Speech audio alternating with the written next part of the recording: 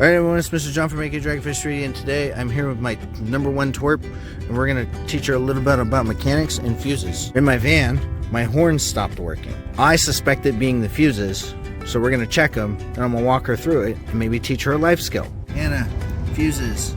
Power. Fuses are like a regulator, right? Uh-huh. They regulate power to avoid mechanical parts getting overloaded. Yeah. Okay? They come in different types of ratings. It's a form of resistance. You can learn about fuses if you learn about electrical resistance type stuff. For the sake of a car, our horn stopped working, so we're going to check the fuses. So we've checked the manual of the van, and we found we have 3 fuse panels. So I'm just going to show you one. I've already located it myself, but for the sake of this video, I'm going to show you. Here we go. So down here is one of our fuse panels. Let me see the phone. There you go. So this is one of our fuse panels right there. Now, I've never seen this not exist. My dad used to show me car stuff when I was little, before he passed, and so I've never seen this not exist. But in the event you encounter a vehicle that doesn't have what I'm about to show you, there's always the good old manual you can buy at your parts store. This is the manual for our van. What I'm talking about here is the fuse panel label itself. What this outlines is what fuses where, and then what type of rating the fuse is. So with that said, let's go around to the front of the vehicle and we'll actually deal with this horn fiasco. Here we are in the front panel. Again, I've already located the fuse for the horn, and again, the horn stops, so it's number 13 in the panel, so you find the correct panel. The picture matches the panel, okay? And we're gonna pull the fuse. My van comes with a fuse puller. Alternatively, you can go inside and buy a fuse puller. You need a fuse puller to pull a fuse because fuses have a weird little nub. See how it fits in there? Like that, and it works like a weird set of tweezers. Push down and it grabs on, and there's, if I just tug normally, it doesn't.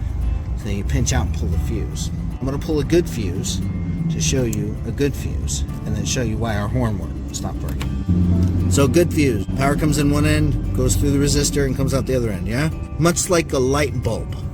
If you think about a light bulb, and you can apply the same way. Now here's the fuse we just pulled. As you can see, good fuse, bad fuse. So what we're going to do is we're going to go in the store here. We're outside AutoZone. We're going to go buy a replacement fuse, and this is a 20. Okay, so here we are in AutoZone, and we're in front of the fuse aisle. Direct your attention over here to the fuse aisle, Anna. And fuses come in all different shapes and sizes. So this is a 7 amp fuse, and this is a 25 amp fuse. This is why when you go fuse shopping, you pull the fuse. Notice I have the fuse we just pulled. So you want to find the appropriate fuse, and it's like matching game. Alright, come down here. There we go. Look at that. Perfect replacement. 1-for-1 swap. Now you want to be economical about it because you don't know when you're going to blow another fuse. So I always make it a point to buy a kit. Ford is more matching to the fuse kit that I saw in my panel. So we're going to get this, get the fuse swapped out, and get our horn fixed. Alright, so we bought our fuse kit, and replacing the fuse is rather simple. You grab your new fuse, you pop your old fuse out using your fuse puller, and then new fuse right in there. Bonk. Okay? Done. And now, Anna's gonna test it. Hit the horn. Ta-da! Alright, so that's a quick class, down and dirty on fuses, checking fuses, why fuses are important when it comes to vehicle maintenance. When things quit on you, you should check fuses. And I've showed my eldest fuses. So thanks for watching, and I hope you enjoyed this video. Have a good day.